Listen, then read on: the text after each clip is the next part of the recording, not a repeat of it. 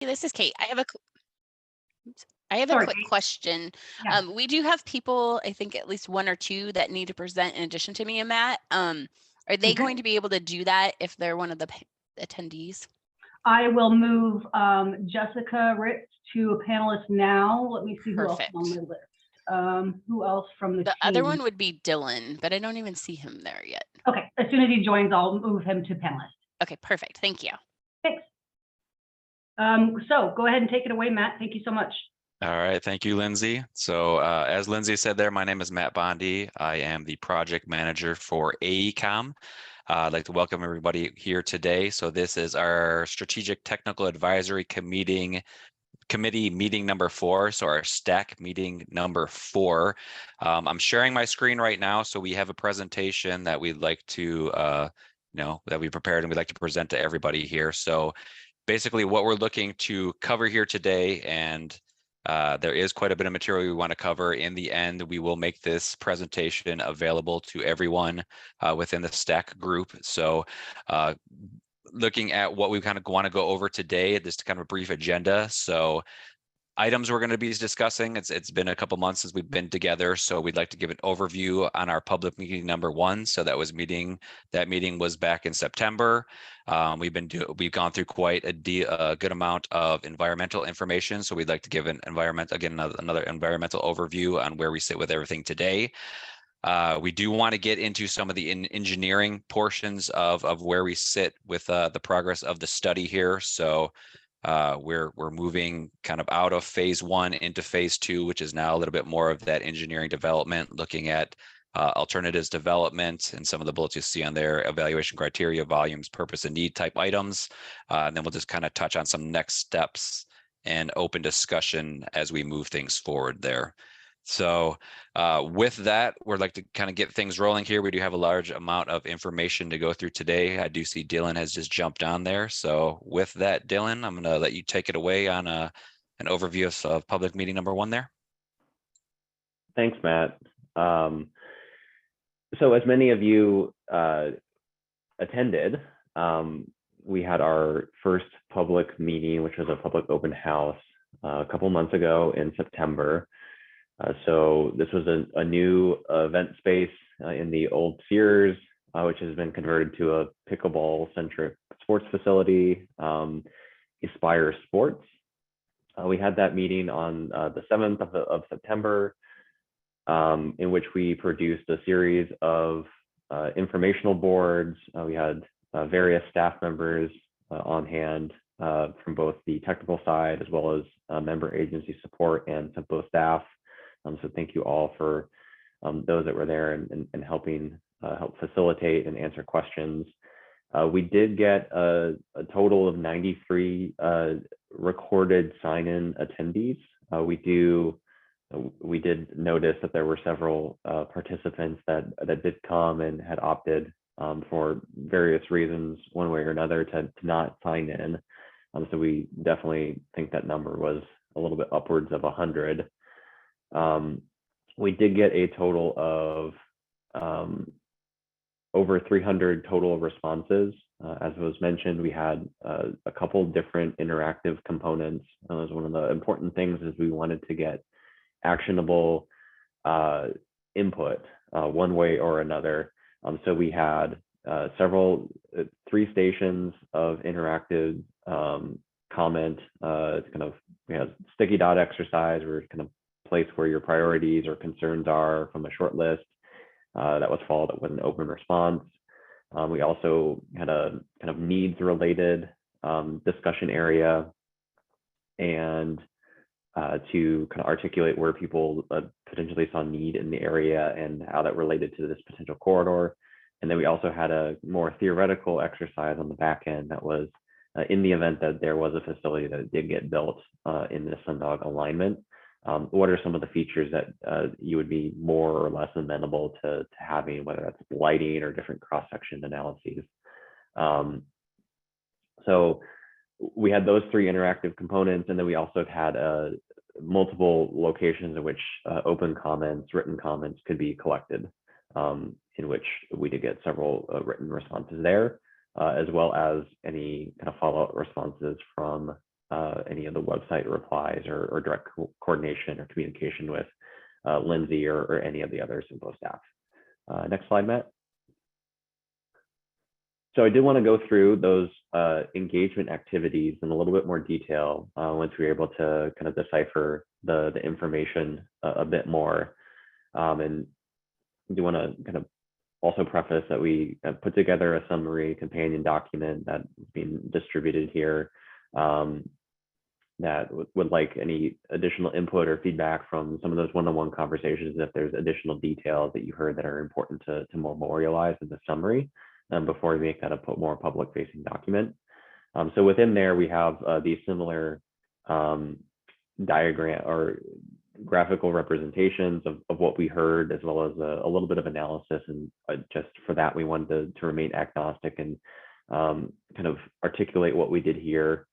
We are not kind of synthesizing kind of actions out of this in the summary document. That will be a separate piece where we kind of move towards like the kind of reflections in the future parts, which we'll discuss a little bit later today. So the first engagement activity, it was a combo of kind of both sides of things. If there were like major concerns, as well as the benefits of the potential corridor that the participating public could envision for them. So we did get, easily to note, that we did get more responses in the concerned area. Those overwhelmingly were centered around the environmental impacts broadly, and then the potential for increased neighborhood traffic. Those were the two things that definitely stuck out, and it was a common theme amongst a lot of the conversations that I had overheard and others on our team had heard, was concerns about kind of this Sundog corridor potentially bringing additional traffic into the neighborhood. And then we've heard from the stakeholder outreach and additionally, as part of or consistently with this public outreach, is the environmental side of things. And I think that encompasses a lot of different things, and perhaps the visual and wildlife that you see here are kind of under the bigger environmental impacts. So certainly something top of mind.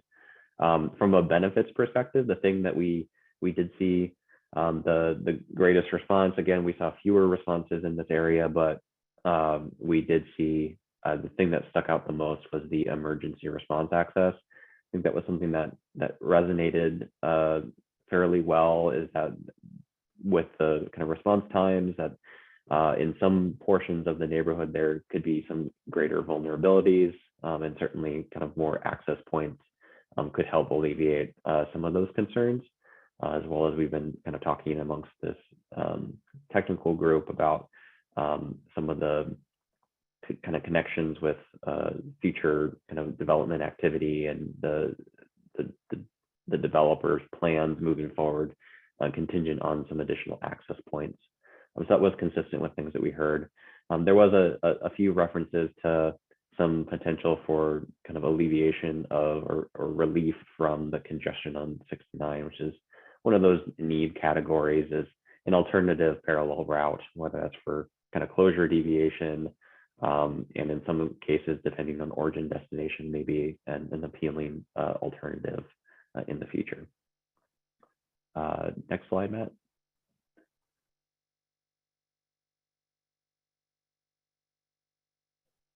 So the second, we posed a series of different questions about whether the response, or whether the potential corridor would address needs in the area. So we did lay out several questions. That was the need focus, one of which was the emergency response, one of which was the traffic alleviation, and then we noted the kind of the mobility for people. And then, excuse me, as I open up the last one, our last of those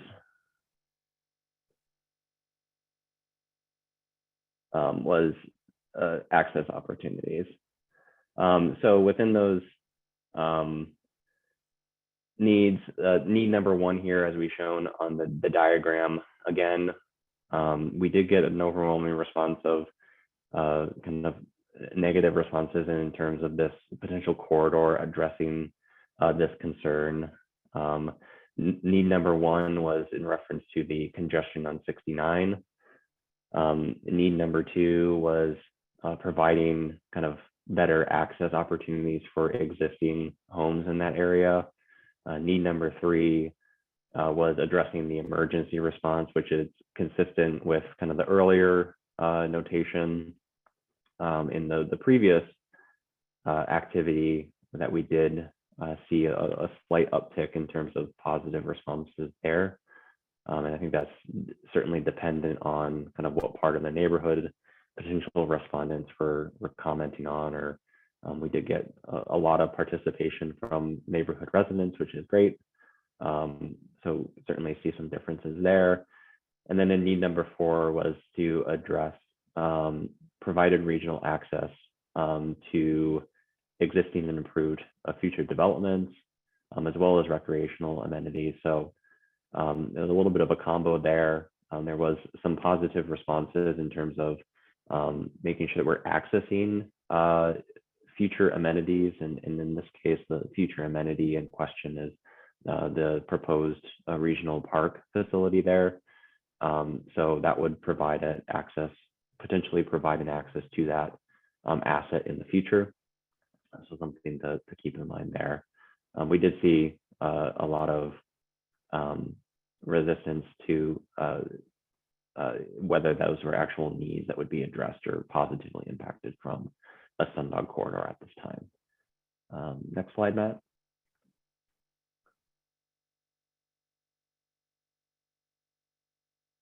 Right, so we have a series of our last engagement activity, which was a good kind of theoretical exercise and kind of putting on kind of a different hat and thinking of, in the event that this was a roadway that we moved forward with.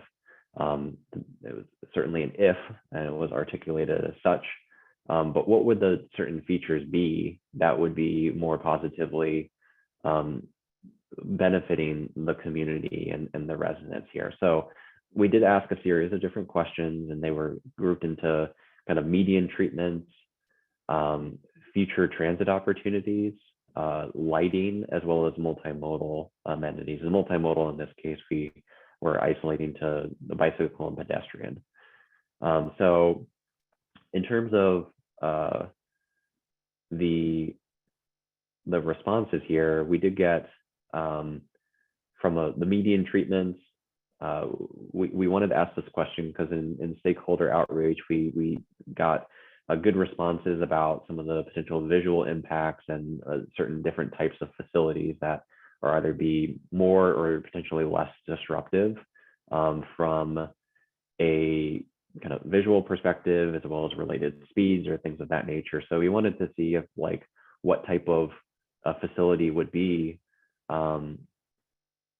whether you want to do low impact kind of natural landscaping within like divided medians, whether that wanted to be more of an urban facility feel where you have maybe kind of planter boxes or raised like pavement from the median, or do something fully landscaped and more manicured type of approach. And we definitely heard loud and clear. We didn't get any responses for the more kind of urban cross section, which is contextually appropriate with the area. But we did get a split between kind of the natural landscaping, which would be like the lowest kind of impact, would kind of try to emulate kind of fitting into the natural environment as much as possible. And we did get more responses for a more manicured type of landscaped feature there. The second, transit integration, we did get almost an even split between just focusing on the roadway itself, as well as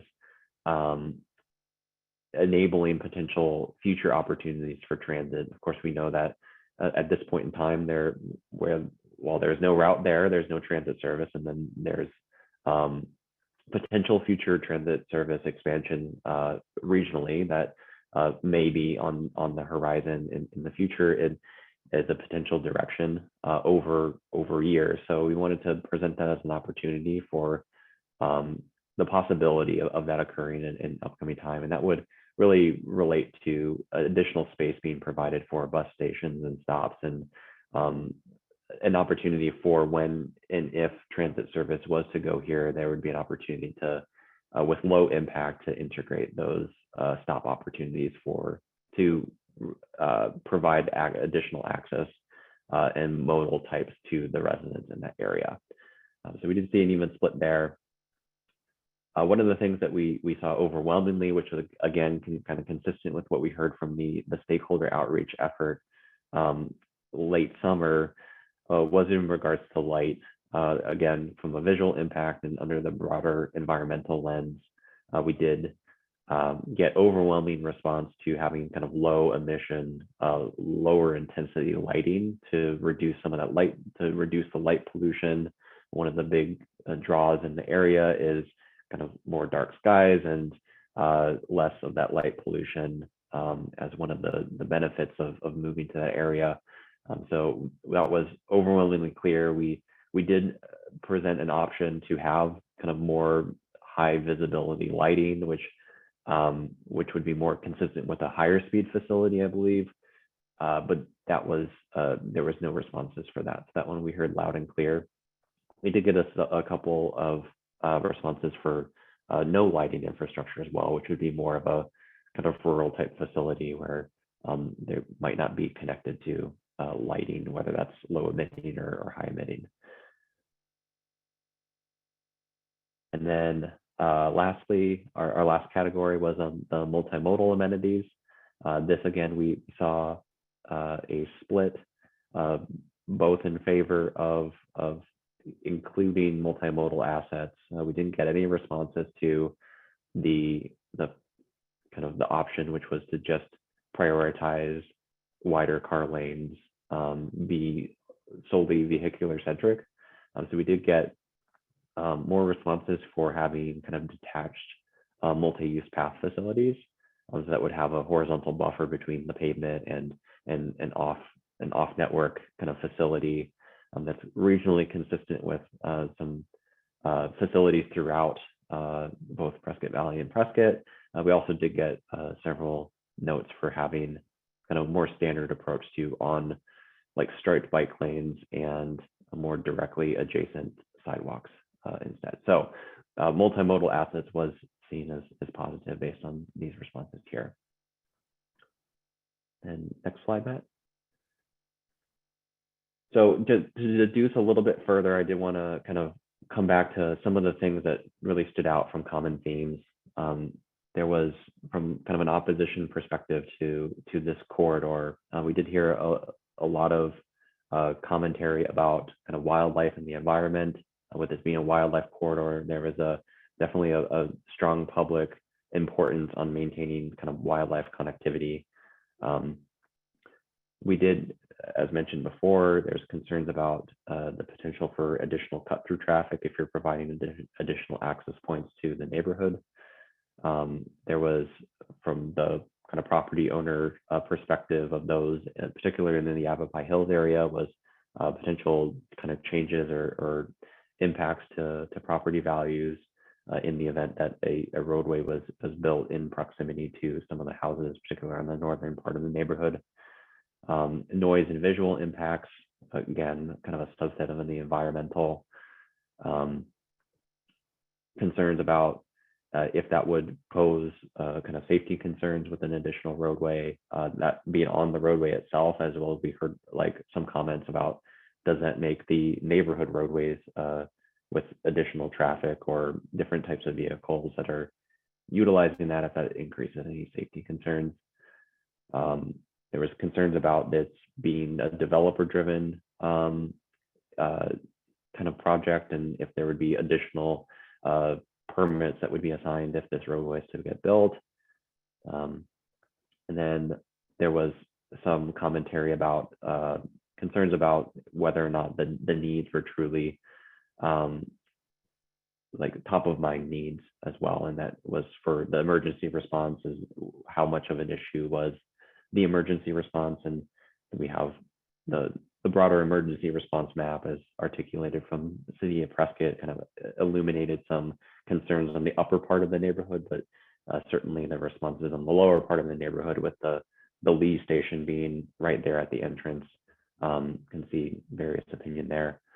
There was also mention of alternatives, which is consistent to what some feedback that we've heard thus far was. SR 69 is really top of mind for a lot of people. And of course, that's a concurrent project that's beginning to come underway with a study assessment on the 69 corridor. So something that will be running concurrently to this analysis as well. A couple of things I didn't have listed in here that I think was important to note, just on some of our feedback and kind of effective communicating to note as we move forward, was in regards to the visual components, particularly maps, to be including kind of aerials, satellite imagery, kind of more direct kind of wayfinding for people. Looking at a kind of top down wasn't always immediately clear as to where we were pointing to things. And I think that was the main takeaways at that point. And I think it's probably a good pause point to hear from anyone else that either attended or participated in helping kind of facilitate this discussion as to some of the major takeaways and themes that were heard at that time.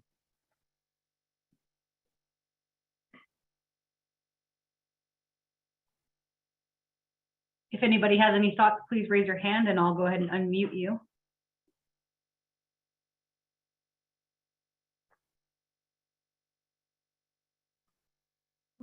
Seeing none, Dylan.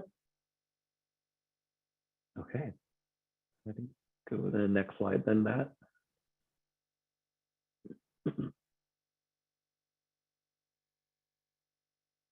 So looking ahead a little bit, our outreach, of course, remains a super important part of this process. We are, I believe, I think earlier today or yesterday, Lindsay is kind of coordinating to find dates and locations for an upcoming stakeholder outreach effort. That would be kind of late this month or early December. So again, like we had done with the initial stakeholder outreach, we wanted to gather a smaller group of representatives representing the broader public from different constituencies, get them all together in a room and have another engaging session similar to what we did in outreach number 1.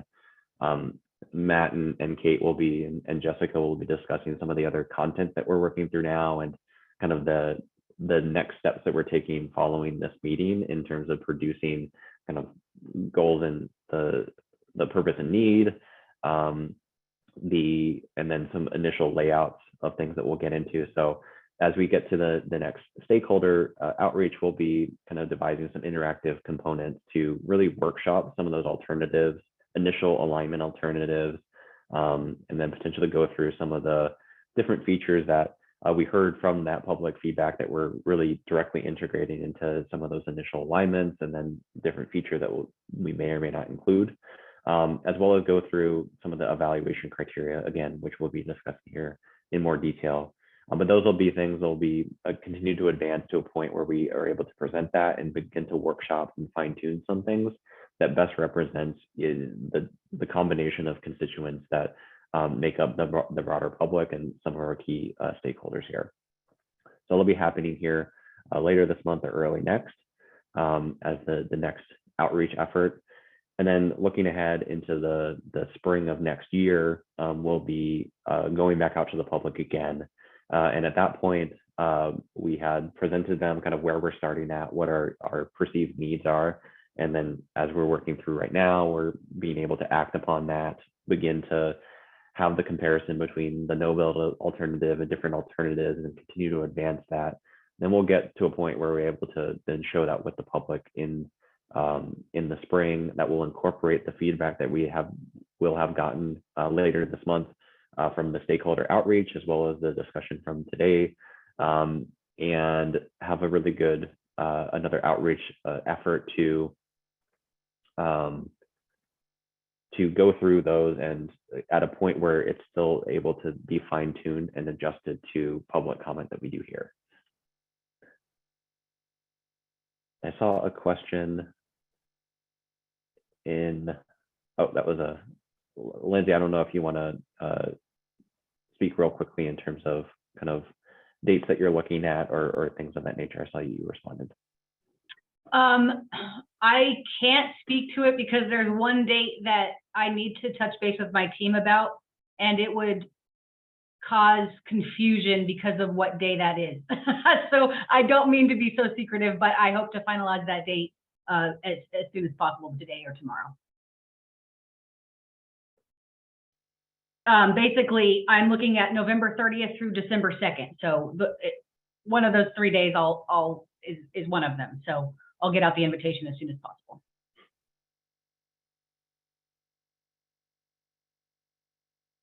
Thanks, Lindsay.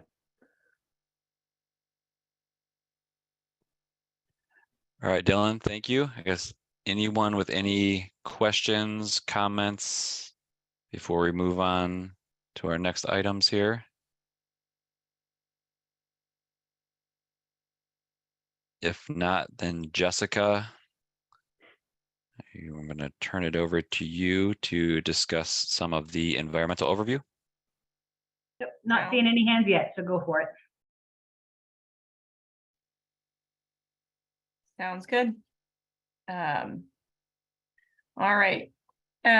So as my name is Jessica Ritz, I'm an environmental planner with AECOM, and I've been engaged on the team to lead us through an environmental overview. So on this slide here, just kind of an accounting of a few of the resources of concern that we're exploring in this process. And before we get into any of the nuts and bolts of some of our findings, I thought it'd be a good idea to provide everyone with, with an idea of what our goals are in performing an environmental overview. So this overview is really intended to kind of inventory environmental resources in the vicinity, and understand what's out there and what could be a concern or an opportunity or a constraint for the Sundog connector if it continues to move forward in development. So our goals are really to take an accounting of what's out there, what could be a concern in the future, and to identify what type of studies or permitting or impact analyses might be needed as the project moves forward. So you kind of see that as a theme here. As I run through our findings, they're really geared towards, again, an inventory of what's out there. So that's pretty much what I have to present today, what we've found during that interview, during the inventory. On the left-hand side of the screen here, these are some of the resources that I prepared slides on today. Right-hand side of the screen, that not bolded text, some of the other items, it's not all inclusive. Some of the other items that we'll cover in the overview, but kind of transitioning from Dylan's summary of the public involvement, we've kind of focused our environmental overview and the approach to some of these resources to reflect what we've heard from stakeholders in the public as the bigger concerns. So this list is kind of what we've covered. All right, next slide. One of the first things we do is define a study area. So we start with this study area. I think in the center line, that red dashed line is the alignment from a previous transportation study looking at the Sundog connector. So as a starting point, we just drew kind of a big buffer around that, not intending to send the message that that's the alignment or anything, but just that's our study area for this inventory. Some of the resources we look at, naturally will pull larger buffers than this.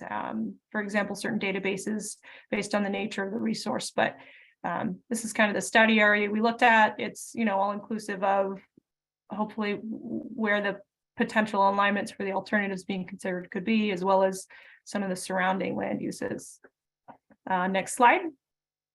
One of the first topics I think I'll talk about is traffic noise.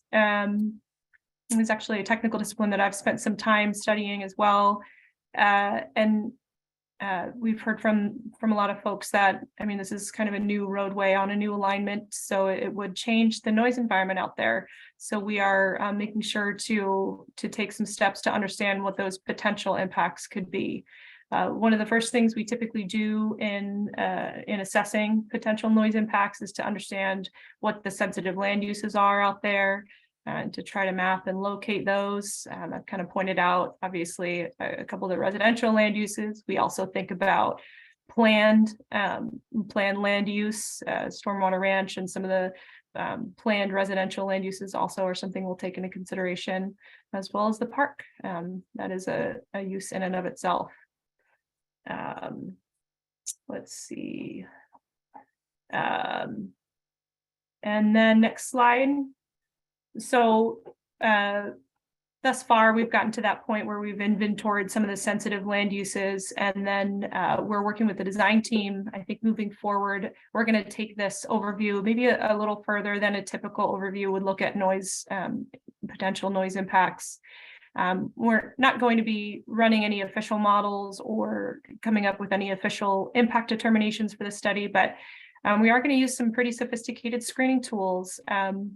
We're not at that point yet. The team is working to develop, the traffic analysis and some of the potential alignments, and those are all items that we will use in a kind of screening level noise model. We're going to use a software called CADNA, and kind of it considers topography, because the terrain out here is pretty hilly and rocky. So we're going to use that terrain information about traffic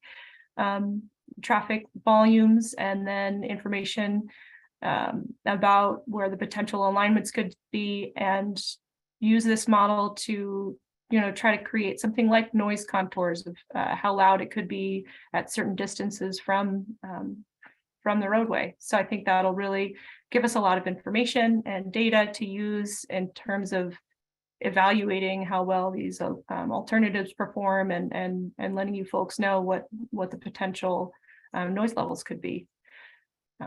So that's our approach to the noise analysis.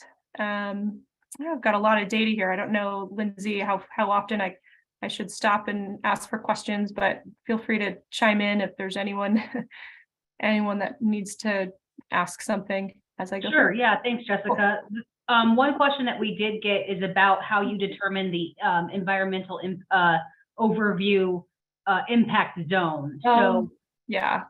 Matt, do you want to go back 2 slides to just kind of or the noise slide? I think that's the same thing. We can park here. So in this overview, it's really kind of, again, this is I call this the study area. It's what we're looking at to inventory the resources and understand the potential impacts. This is what we started with. We took I think that red line is the alignment from one of the previous transportation studies. We buffered it by about 2,000 feet to a half a mile, and created that black dashed outline that you see there, to try to be inclusive of what a potential construction footprint could encompass, as well as some of the potential impacts. As I mentioned, some of our resources do inherently need to look farther out. A couple of examples I can think of off the top of my head.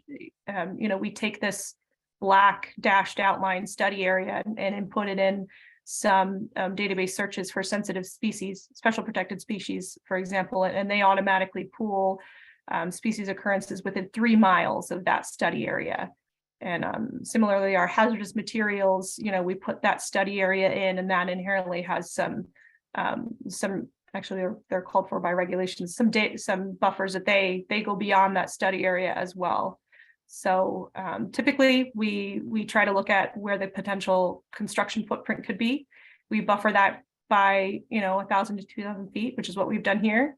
And then we take that study area and we use it as the basis to search all our various data sources. So in some cases, that study area can just be a starting point, and we actually go further out. It just depends on the resource in question. Thanks, Jessica. Okay. How about I'll continue to plow through maybe some of our findings, and then Lindsay, maybe we can tackle questions at the end.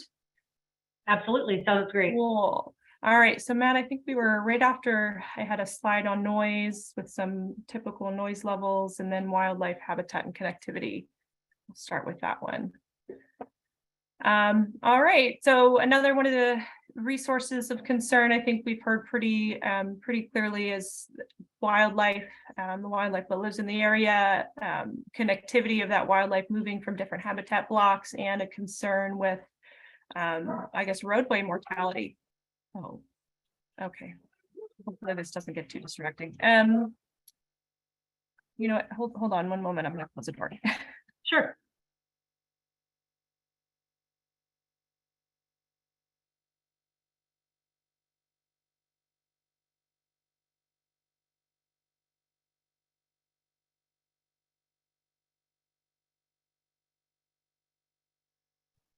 Thanks for the questions, everybody. Like I mentioned, if I'm able to answer it right now, we will.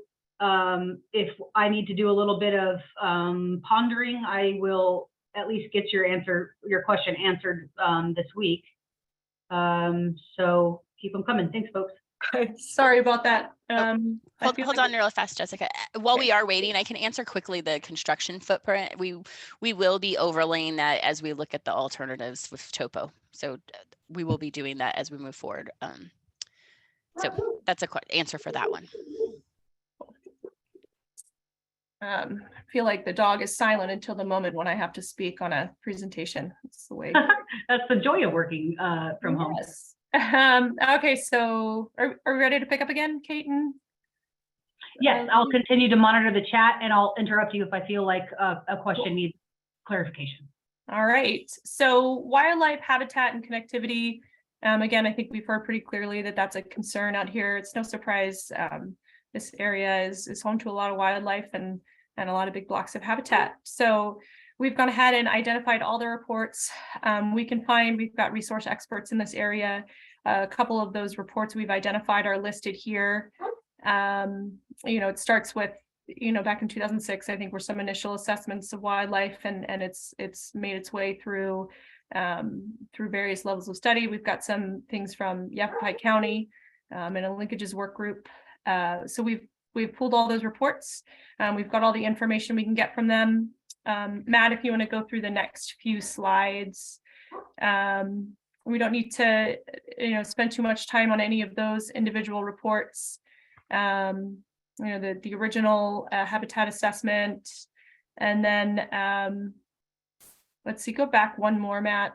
I think just as an overview, these are some of the species that occur in that area that we'd be targeting to maybe study or understand more about their movements. We've got elk and mountain lion, occasionally black bear and pronghorn, and then suboptimal but occasionally used javelina and mule deer are some of those species out there. Next slide, Matt. One of the more, I think the wildlife studies generally, you know, they start really high level statewide, and then they've slowly gotten more detailed looking at this specific area. And the 2013 Yavapai County assessment kind of mapped what they call a diffuse movement area through I guess Granite Dells and Yavapai Hills area. And that's about as specific as we've gotten. A lot of these studies have been pretty high level in identifying, again, what species we would want to focus on, who, you know, what species are moving from where to where. This map on the left-hand side of the screen kind of illustrates, you know, where those habitat blocks are, Bradshaw Mountains and north of Prescott Valley in those pink areas. So that's the data and the information we've been able to pull from existing reports. And then go to next slide. And as we've been looking at all that existing data and information that we can gather out there, I think that brings us to to our, thinking through what our next steps need to be. So this is maybe a little more of the open-ended part of our environmental overview at the moment.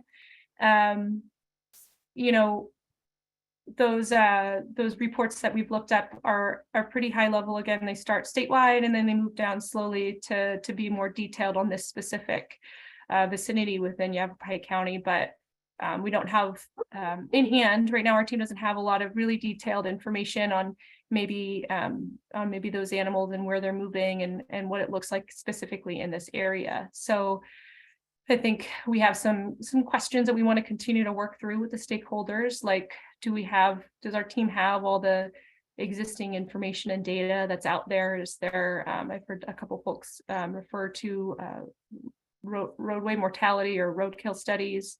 Is there anything else out there that those resource experts think that we should have and we should be thinking about? We love data, so anything that that can be provided to us, we'll think about. And then, from there, is there any more information that that SIMPO and the team, and the stakeholders in the area need to or want to have in hand as they make the decision about the Sundog connector, whether it moves forward or what type of features or what type of design? Is there any more data or information on that wildlife and their movement that we would want to have? And then ultimately, moving from there, what's really our goal with this Sundog connector? What type of strategies or design features do we want to incorporate, and how do we approach making sure those concerns are going to be a part of the continued development of this corridor? So Lindsay, this is kind of like the open-ended part. I think we're going to continue to work through it through our environmental overview. And I think that's all I have today on the wildlife element. If SIMPO has anything to add, I'd welcome you to chime in with any notes here. Thanks, Jessica. One major note is this portion of the project is of special interest, of course, to our EMAC subcommittee. So a couple of the members are on the call right now, but they'll also be interested to see the presentation at the stakeholder meeting about this. They'll also, some of their members work directly with Game and Fish and Forest Services. So I do know that they're eager to offer some advice on this portion of the project. So I know that this one in particular will be worked on a lot with you, Jessica. Fabulous job. Cool, that sounds great. Yeah, and if I know I can see all the attendees listed, but again, if there's anyone from EMAC or any resource experts here today, please feel free to reach out to the team. Again, we love data, we love information. So if there's anything that you have in hand, I know Game and Fish particularly has a lot of information and data on, collared movements or herds, and who's using what habitat blocks that you want us to consider, then definitely send it along and we'll include it in our review. All right, cool. Okay, next up, Matt, I think we have the endangered and special status species. So we've got a couple different data sources we look at here from Game and Fish Habitat Data Management System, and then from U.S. Fish and Wildlife. So we pool those databases. Again, we start with the study area, but they inherently pool, a buffer even beyond that study area that we showed earlier. These are some of the species that came back as present within that. I believe it's going to be 3 miles of our study area buffer. So we're looking at those species. We think about whether the habitat that is ideal for them occurs within the study area, and then we try to understand whether those species could potentially be impacted by further development in the study area. Thanks. What do we have here? We've got the yellow-billed cuckoo. I think we all know that the lake is probably home to a lot of very special bird species. We've also got Mexican spotted owl, northern Mexican garter snake, and then the monarch butterfly, the candidate species. So present on a lot of lists lately. So we will continue to look at special status species. as we continue through the overview. Next slide. We also look at hydrology and water quality. This is kind of a pretty simple map of some of the surface waters. So we work hand in hand with the drainage engineers to think about it, on a more, more landscape and impactful kind of perspective. So we'll look at what the surface water drainages are, what potential impacts of impervious surfaces or permitting needs could arise in the future. And oftentimes, those permitting needs could end up triggering environmental requirements or environmental study requirements as well. So it's something we always keep in mind, what future study is going to be needed. Next slide. We've also looked at hazardous materials. Again, we start with that kind of 2,000 foot buffered study area. We put that into a couple different databases that look at past hazardous materials resources. So, and then we inventory those and kind of assess whether they pose a high risk or a moderate or a low to the future development of a transportation corridor in the area. And this is one of the areas which I don't know if I'm able to speak in too much detail about the technical findings, but we did not identify any high risk hazardous materials contaminations or any sites that would be of a concern during construction or require extensive remediation. We did identify a couple moderate risk sites, mostly off to the western, more developed areas, and a couple low risk sites. Sometimes they're groundwater wells and elements like that. So this will be part of our overview as well. Next slide. We also think about cultural resources. You'll see here a lot of text. We intentionally usually don't map those for the general public, but we've done some research to figure out what kind of prior studies may exist in the area, and then we look at those prior studies and figure out what they say about what they say about the study area and the potential for impacts. I think there have been some previous cultural resources surveys in our study area. Most of them are associated with some of the residential developments or transmission lines and utilities. So that accounts to about only 35 to 40% of our, if you remember, our 2,000 foot buffered study area. So if it's only 35 to 40%, that still means I think there's a good portion of the study area where technically it's we've got a lot of unknowns. But based on the data that we do have, we don't foresee any known constraints in kind of the eastern and central portions of our review area.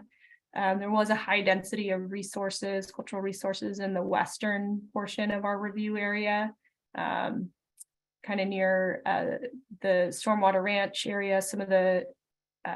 Some of the cultural resources studies or even data recovery and findings during those construction activities have identified some archaeological sites.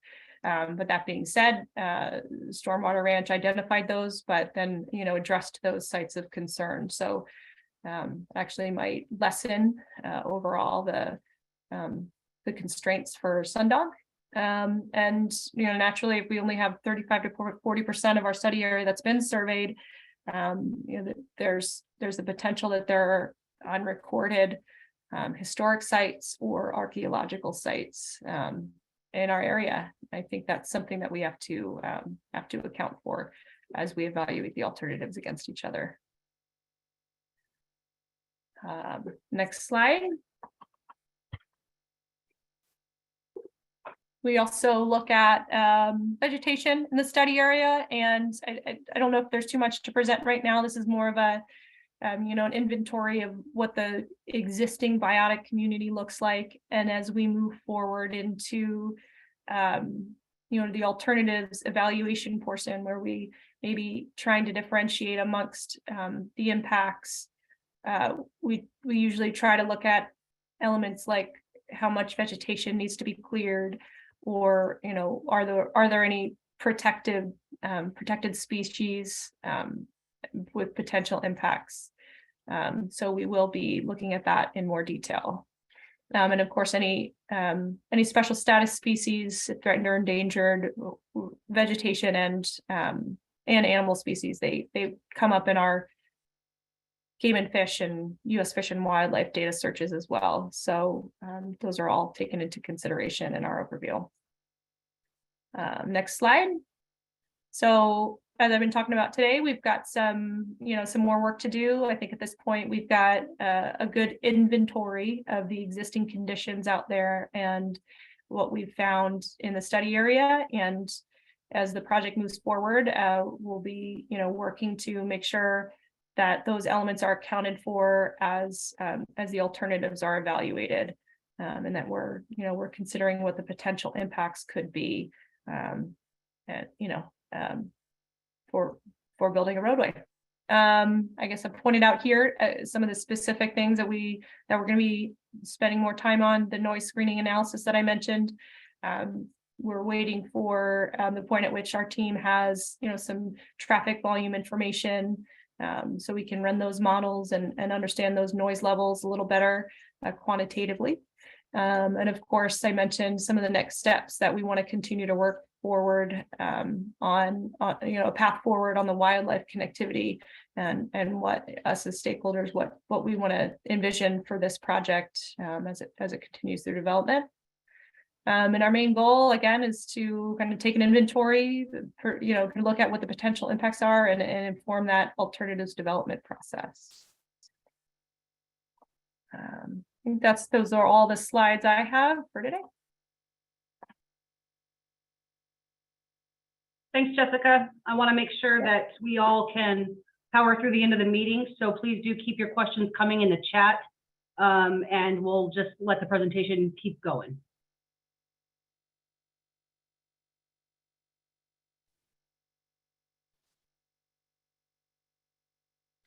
All right, Matt, can you go to the next slide, please?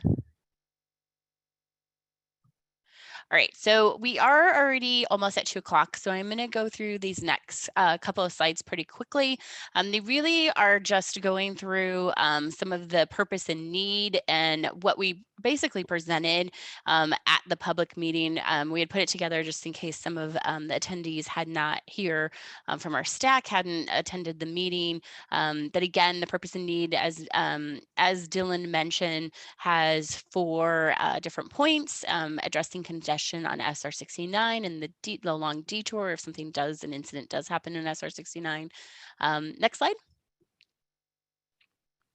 The additional access, again, as far as the travel time through the different areas, particularly on Yavapai Hills, and the need for additional access. Next slide.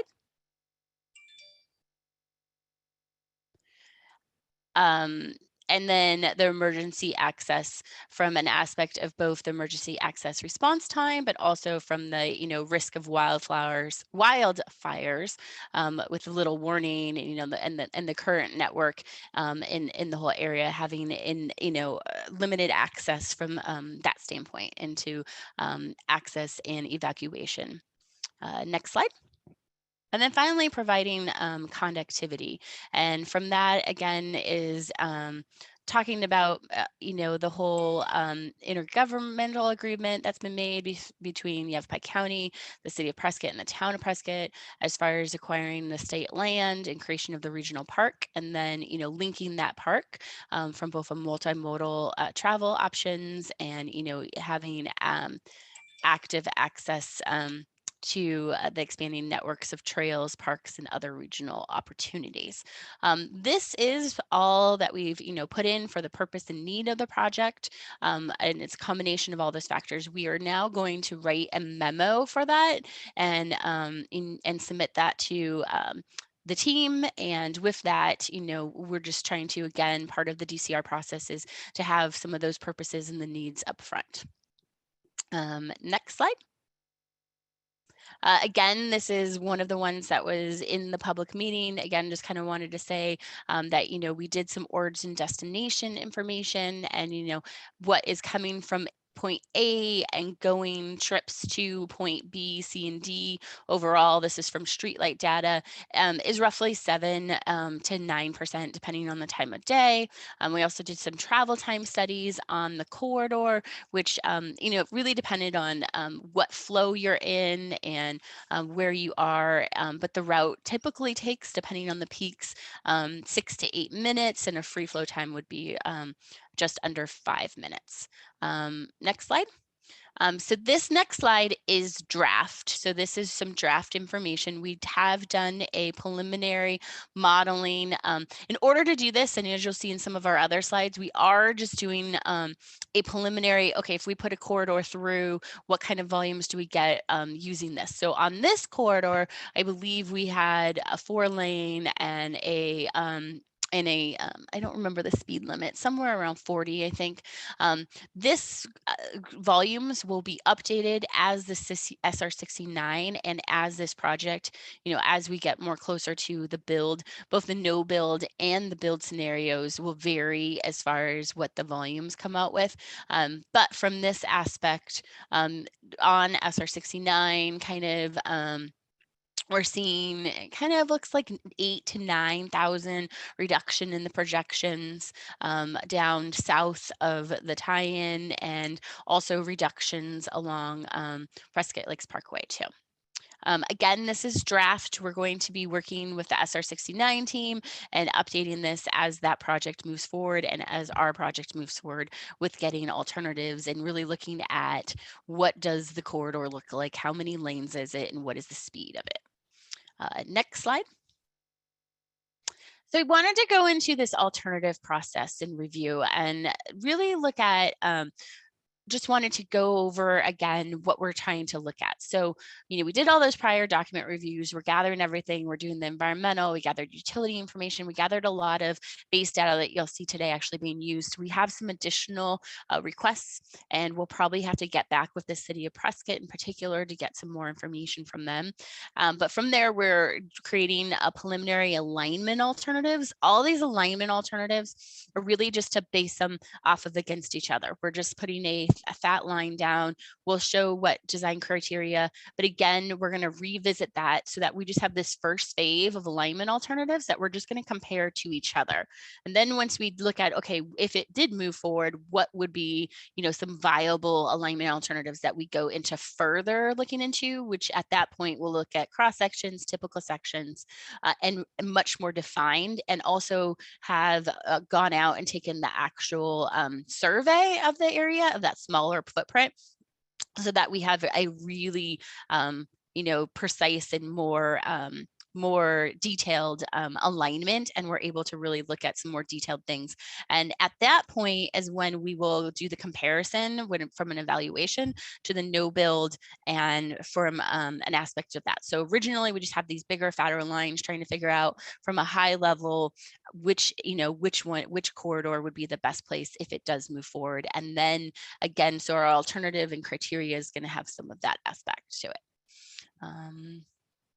Next slide. I don't know if we have any questions or we want to just keep going through.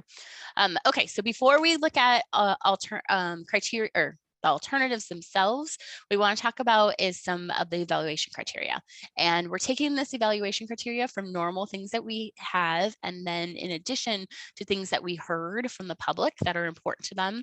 And then I just want to also note, I'll show it on the next slide, but that some of the criteria that we typically have and that will be impactful might possibly be in the next step. So again, we're just trying to look at these different alternatives of if it does move forward, what does it look like? What is the best route for it, to narrow that down so that we can look at, okay, what is the character? What are more of the detailed features? What does the exact typical look like?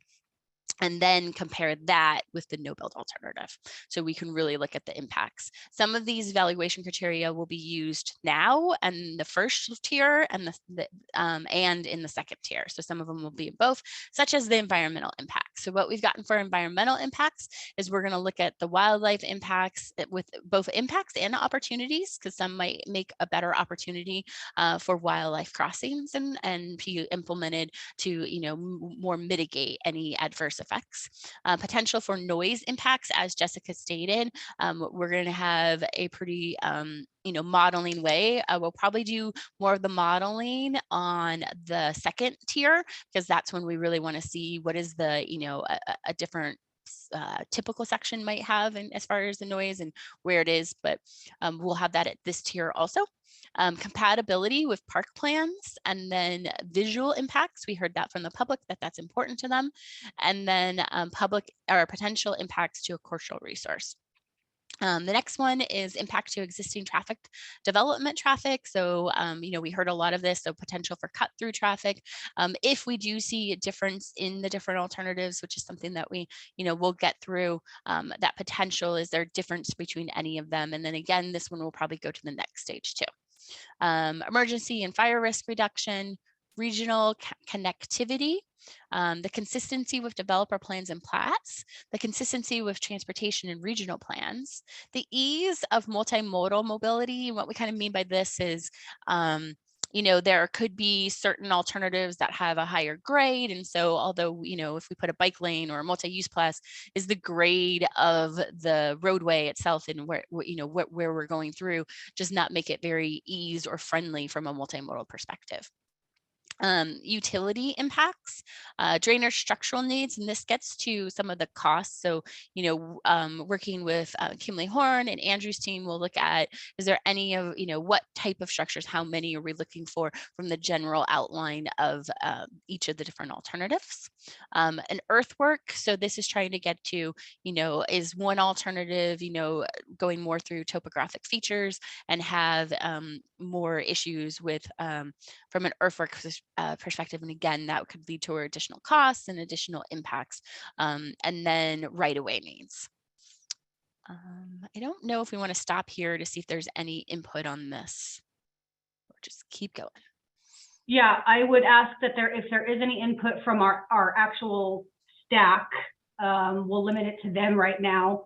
So I'll ask them to raise their hand if there's something that they want to speak to, but otherwise I'll let you continue. Okay.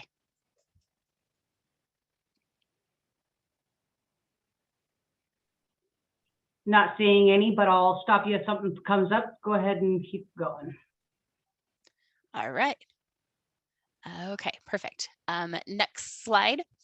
So I did want to talk about, so I just wanted to point out, public acceptance, agency acceptance, the overall costs, and particularly the traffic impacts to 69 and the intersection benefits, and looking at different intersection types on the corridors. That'll all come in the next phase. Multimodal features, speeds and risks might be one. And then again, there's a bunch of the criteria that's in the first phase that will carry over to the second phase too.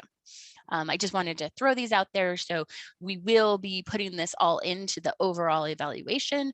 Again, we're just trying to narrow down, if it does move forward, kind of what would it look like? What is the best, narrow down to the more detailed alternatives to incorporate some of these specific evaluation criteria. Next slide. All right, so here is a graphic that I don't think we've ever been able to put together before, but thanks to all of the information we are able, we're able to put together and we're able to see is we have gathered all the information from each of the agencies and being able to see the platted areas or the existing parcels. And so you can see Storm Ranch on the left, you can see Diamond Valley, Yavapai Hills, and then also phase 9 of Yavapai Hills up in the north. That is in white. And also Storm Ranch, the other thing you can see is actually what is being built with Storm Ranch as far as the Sundog connector and how far it's being built out and what that alignment looks like.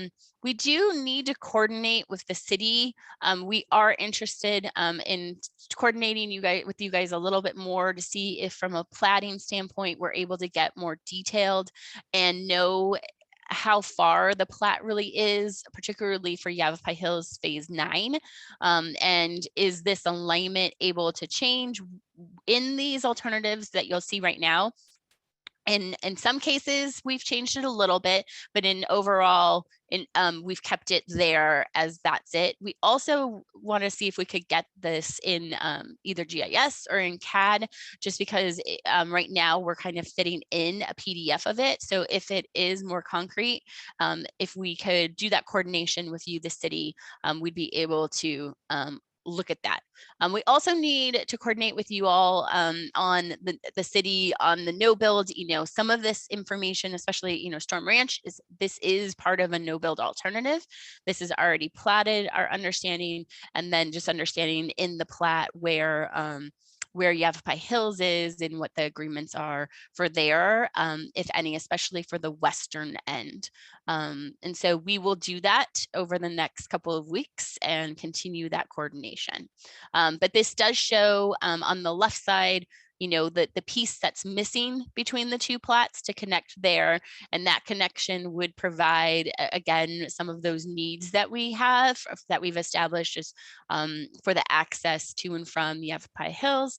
And then the other end, we have the connection and the piece that would be missing on there. So again, this SunCog connector, just looking at a couple of the empty pieces in there. Let's move on to the next slide, Matt. Oh, I think I'm supposed to turn it over to you at this point. Is there anything, Lindsay, that we need to discuss? I don't see anything, so I think. No, not anything that can't wait for open discussion. Sounds good. All right, thank you, Kate. Thank you, Lindsay. So what we've done now is, taking a look at the map that Kate had up there before, we've now put down to paper some kind of potential draft, kind of what we're calling tier 1 horizontal alignments, so some fat line alignments that could be some potential roadway alignments that we can start to look at and start to preliminary evaluate. So the lines that we're going to see down on the paper, we've developed some basic design criteria for the roadways. I'm just going to point out a couple of them here, but the geometry that you'll see on these fat lines is based on this criteria that has been developed initially to date here. So design criteria, looking at a minor arterial, City of Prescott minor arterial. The design speed that we're using right now is 45 miles per hour. So any of the curves, any of the horizontal geometry that you'll see on there is based on that design speed. I'm just going to touch on it there. So those are kind of the key points as we'll look through it there. And I'll mention again, this is just so we can have a side-by-side comparison. This isn't necessarily our final design criteria. So all the design speeds and the number of lanes, all of that will be in our phase 2, that we might have different design speeds for each of the different alternatives that we're looking at. Just want to throw that out there. Yep. Also, the swaths of right-of-way that you'll see on our fat lines are going to be 100-foot right-of-way segments there. But that's just to get our general idea as we start looking at the alignments there. Just a note here, so this first slide that we're looking at here, these are not our proposed alignments to date right now. These are the alignments from the previous PARA study. So just wanted to put that out to everyone on where we were at before, what has been looked at before. Anybody who's familiar with the study before, this dashed kind of white dotted line was the recommended from the 2012 PARA study. We've taken that into account as we've looked at some of our initial alignments as well. But this is historically what's been looked at so far. When we start then looking at some of the alignments that we've pulled to date together so far to present here today, we've prepared 4 different alignments. We're going to look at it on the west side versus the east side of the Sundog connector. So what everyone's looking at here right now, we are on the west side of the project area. So you can see Prescott Lakes Parkways is here. There's the existing roundabout. What Kate was showing before with all of these green kind of dashed lines, these are the existing platted property lines out there to date. So a portion of this Storm Ranch Parkway, this future Storm Ranch Parkway, which would be essentially the beginning of the Sundog connector. This, orange alignment, as you can see through here, is following the existing platted roadway or platted roadway segment up until this portion through here. We've then looked to potentially deviate 2 different ways where we could connect, but the connection then coming from the existing platted to that future Yavapai Unit 9 development. So the area we would be connecting would be in here. So we took a look at an orange where it comes straight off of what is already that existing platted area, connects coming through. We've looked more at a blue alignment as well. You can't see it as well, but some of the existing platted area starts to curve and bring that roadway down through here. So it's still following that existing platted alignment down through here and then working its way up to then connect over with the future Yavapai Hills Unit 9. And I guess, again, one of the things we'll reach out to the city that we want to coordinate with is, how far along is the design on the blue line, and is the orange, if we move forward, is the orange even, to be able to bring that off a little bit more tangent, even feasible? And again, as we're developing these alternatives, these are items that we'll want to take to stakeholder meeting number 2 and then workshop with everybody and get concurrence, ideas, comments, all those different things as we refine alignments, get ideas on what they need to be. But these are kind of our draft step 1, tier 1 type ideas to bring forward to the table.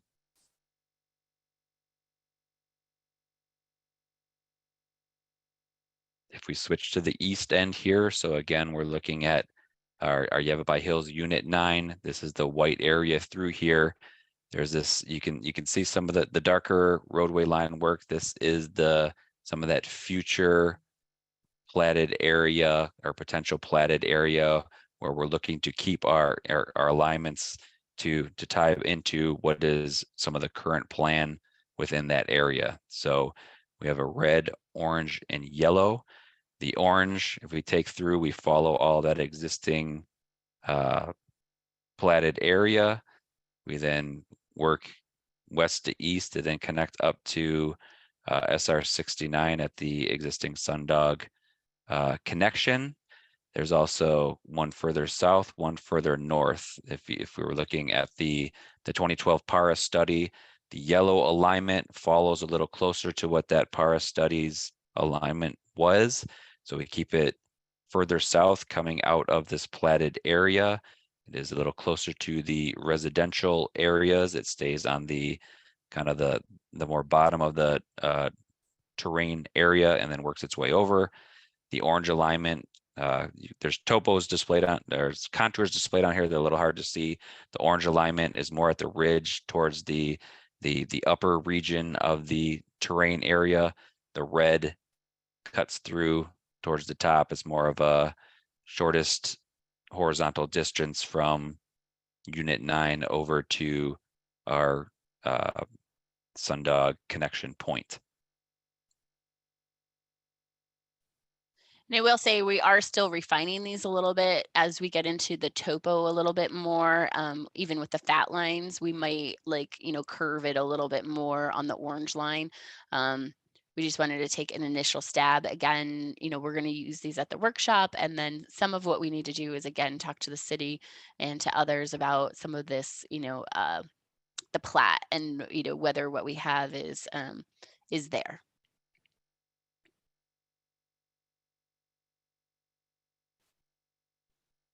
I know there's a quick discussion on what the alignments are. Some of the ideas for the alignments are, I guess, is there any feedback, any comments, any overarching concerns on any of the alignments as shown today? Again, everybody will be getting this presentation. We'll be able to take a look at it, provide feedback on it. I think Dan, I see Dan's hand up there. Yeah, let's go ahead and go with Dan. We'll go ahead and limit it to the STAC members. Go ahead, Dan. Hold on, I have to unmute you. This is why I shouldn't do this by myself. Okay, Dan, go ahead. Thank you. Can you hear me? Yep. All right, I appreciate it. So on the orange versus blue here, I'm curious, Matt, have you guys run profiles on those yet? It looks like maybe the blue might be quite steep. Or do they meet within, design criteria when it comes to roadway grade and things like that? Right. We haven't run the profile yet. We'd be looking at those max grades of 6%. So that's part of the next Sure. refining step that we'll be doing it as we run it through here. So we'll Okay. definitely be looking at those profiles. But yes, I agree. This is steep areas. Yes.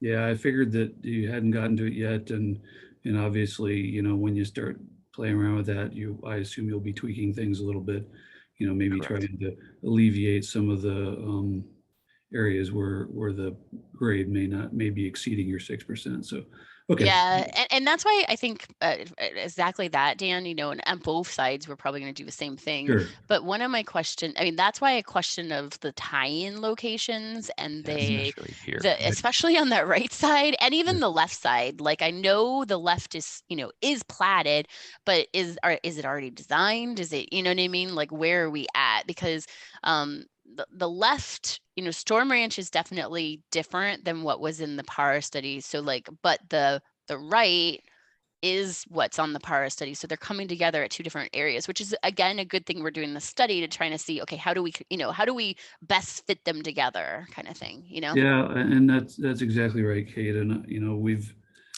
just noodled it here in the office, looking at them because it looked like they, weren't really intended to connect very well. No.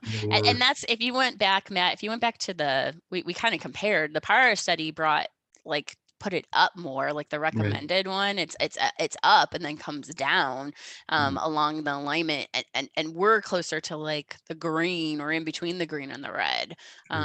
So it's like, okay, now how do we then tie in? Sure. Okay, and then again, let's seeing this green one here on the PARA study, and then let's go to the east alignments, and you can see the lower of the three here is still separated from the existing developments there. Obviously state trust lands would need to be acquired for this, and it may likely be that the state land department doesn't want to create a little sliver, when it comes to acquisition of right of ways. So that probably needs to be considered in, having an alignment that's maybe squeeze a little further south to minimize those. And we, the city or town or whoever would be acquiring that would be, hopefully acquiring less right of way, keeping costs more in check. Just to thinking out loud here, obviously we've got a long way to go between now and whenever that might happen, but you might keep that in mind as far as what the state land department is going to be saying when it comes to potential acquisition. So that's all. Yep, for sure. All right. Thank you, Dan. Thank you. I appreciate the input. Yeah, I think that's a great comment. I think we can definitely add, and that's exactly what we want. Is there anything that we're not considering? And I like that idea.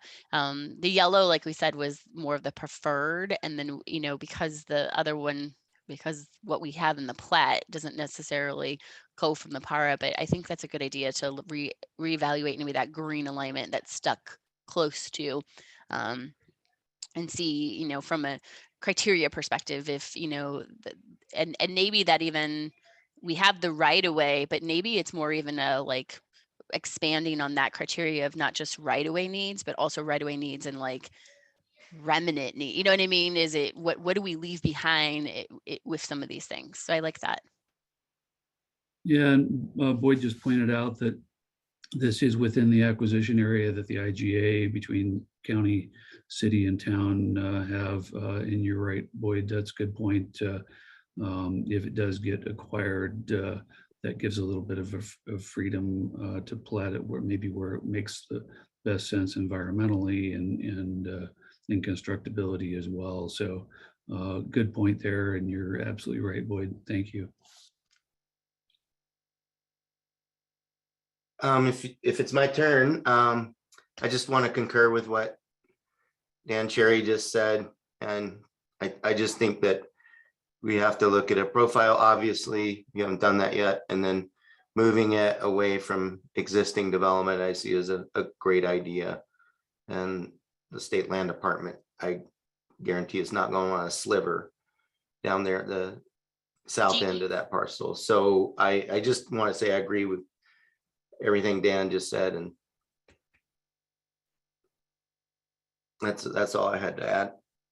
I guess, Ashley, do you think we need to move it farther away than the orange or the red? I mean, I guess that was the idea with both the orange, but primarily the red was trying to get it as far away, you know?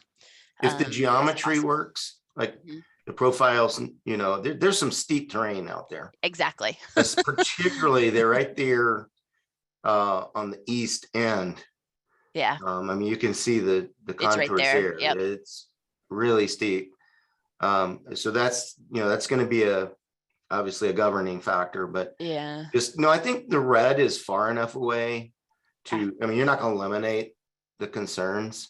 Yep. But at least, you know, you're having it farther away, you're minimizing noise impacts, you're minimizing visual impacts, and, you know, Exactly. it also helps the state land department with the you know, future development of that parcel. Just makes a little more sense. The orange, maybe. The yellow, I think is dead on arrival, my own 2 cents worth, but I Okay. mean, I'm just one voice. And I guess again, we'll coordinate with you because we really are interested in, like, because if there's a better way to pull it through phase 9, because right now we're kind of, you know, we varied a little bit on the yellow, but like we're really not, you know, that doesn't really affect their plat, you know. Mhm. So we'll coordinate with you in, like, can we change phase 9, or is that like right away dedicated? You know what I Right. mean? Is that Right. there? Yeah, I don't know the answer right now. I'll ask Gwen Roach, our deputy Okay. director, and she'll probably, you know, she or Carrie Oberheimer, our finance and business operations director, who's our manager, who's over records. I'll see what we can do to find hopefully a GIS or CAD file Yeah. with the plat, the future plat Yeah. that was approved in the development agreement. And then also what the language of the DA to see whether there's wiggle room to move that or not. I wrote myself some notes from some Okay, action perfect. items that we will work on before our next meeting. Perfect. Anyway, we'll get something to you as soon as we can. That's Through great. Simple. We'll send it through Simple. That sounds great. And we'll just through Simple coordinate with you more over the next couple of weeks, trying to get some of that information. Because we definitely want to have some of that, and we'll do the profiles prior to the workshop, because that'll be important, especially if we're able to do more through that phase. It'll, you know, give us more options. Yeah, I don't think we want to put anything on the table that doesn't meet the design criteria. Mhm. You know, why choose between alignments that are not feasible? You know, Yep. you want to choose between feasible alignments. Yep. And, you know, up here, it may be that we're going to have to look at some design exceptions in certain areas, given how steep it is. And also, I've heard in the public outreach, a lot of opposition to particular cut sections. If you go along SR 69 past like Walmart or Lowe's, areas like that, I mean, they don't want those kind of scars created by our project. And so if you get creative with the vertical alignment, that, you know, to minimize those scars, those really bad cut and fill sections, right? You want to kind of match the natural topography as much as you can out there to minimize disturbance of what is pristine area that you know, we want to keep as natural as possible. That's what I'm hearing, and so that may end up being a factor in the horizontal alignment. You know, whatever, you know, after you cut the profile, you may say, well, this isn't feasible, this isn't feasible. But if we tweak the horizontal alignment to kind of match existing grade as best we can, I think that'll minimize disruption and it'll be less objectionable to the neighbors out there.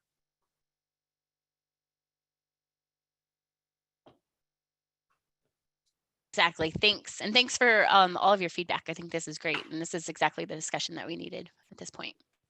Good, happy to contribute. Thank you. Thanks, Dan, also. I do see Boyd has his hand up, and I'll allow him to speak real quickly before we move on.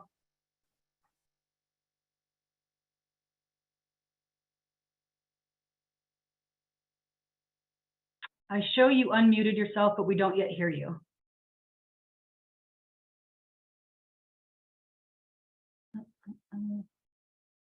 Nothing yet, Boyd.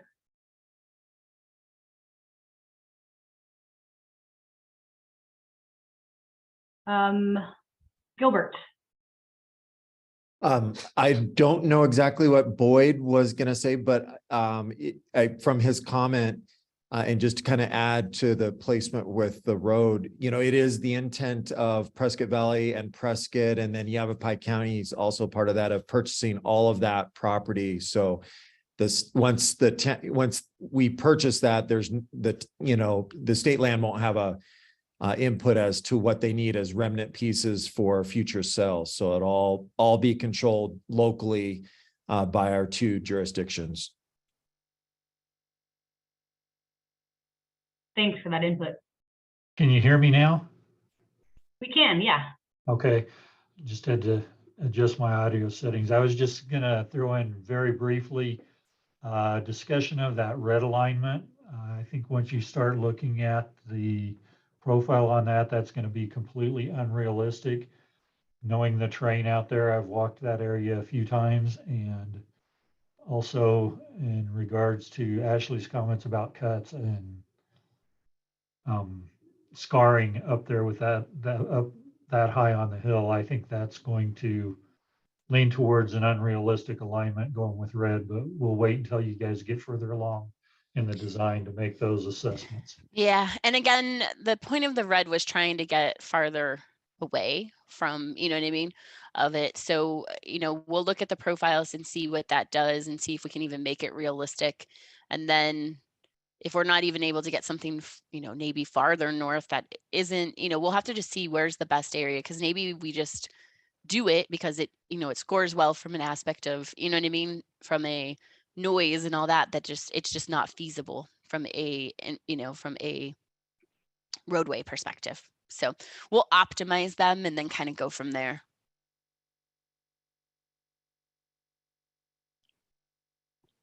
Thanks for your input, Boyd.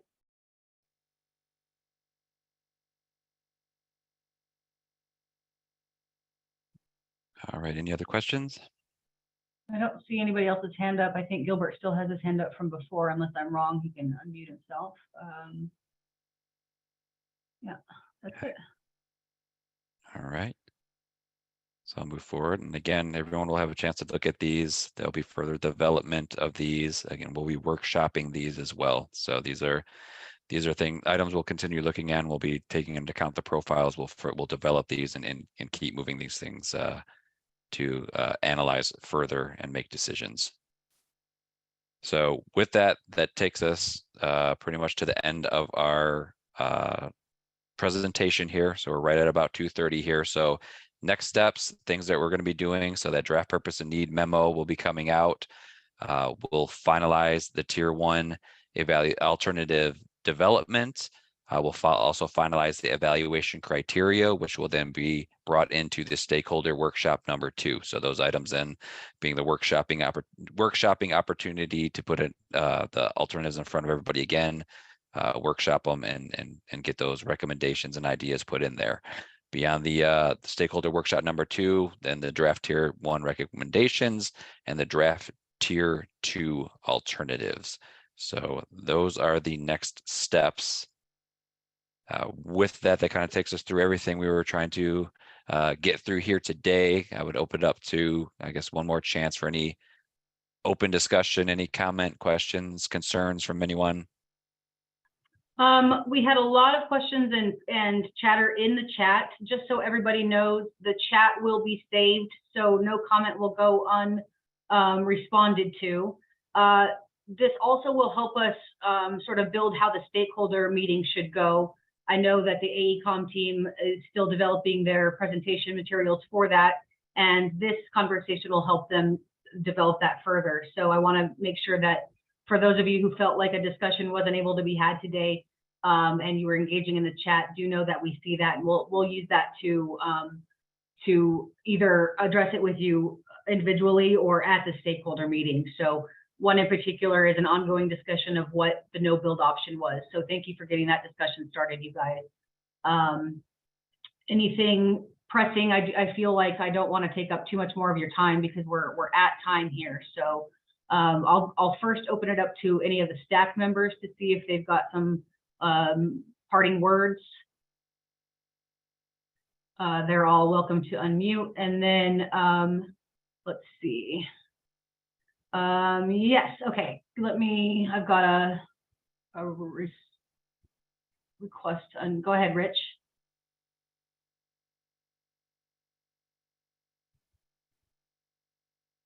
You are unmuted. Let's see if we can hear you. Nothing yet.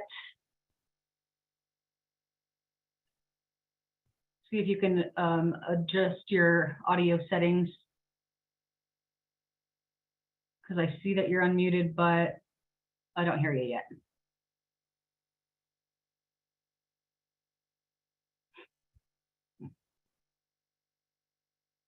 And thanks, Ann Friday, for your references. They're very helpful. I'll make sure to get you presentation materials and chat materials. Rich, can you hear me and can we hear you? We don't hear you, Rich. Now? Yeah, there you are. Thanks. Okay, sorry about that. I'll try and make it quick. I thought you all did a fair job of trying to indicate the level of opposition to Sundog from some of the local communities. But I would ask that, to the extent that it's possible, that in any materials prepared for future meetings, I think it's important that the Yavapai Hills Sundog opposition letter, the materials presented by Sundog Disconnect, and the Save the Dells opposition position statement be included so that anybody looking at these materials will have the benefit of that. I would also point out that the Yavapai Hills opposition basically reflects a community of 1,200 residents or households. And so I think, you know, if you're going to start looking at the level of opposition, just counting up comments, the Yavapai Hills statement is an indicator of 1,200 people that are in a sense opposed. I also, you have my other comments already that I typed into the chat, but one thing I would also ask for consideration, the regional park issue that has been discussed in respect to Sundog, I think that an evaluation should be included of what is the ability to develop the regional park without the Sundog connector, since the highway would seem to be a bit antithetical to creating a regional park open space area. So I would ask that be considered. So thank you. Those are my comments. Thank you, Rich. Just so you know, the comments are, everything here has been recorded, so I'll make sure to take your comments into consideration and address them as I'm able. Thanks. Thanks.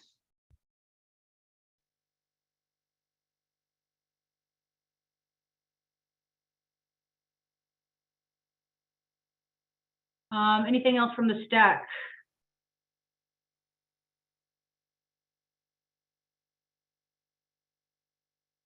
Seeing nothing, Matt and team, I think we can adjourn. No, I think we're good there. Thank you everyone for attending today. Thank you, Lindsay. We'll get the presentation materials ready to get sent out, and we'll keep the process moving forward.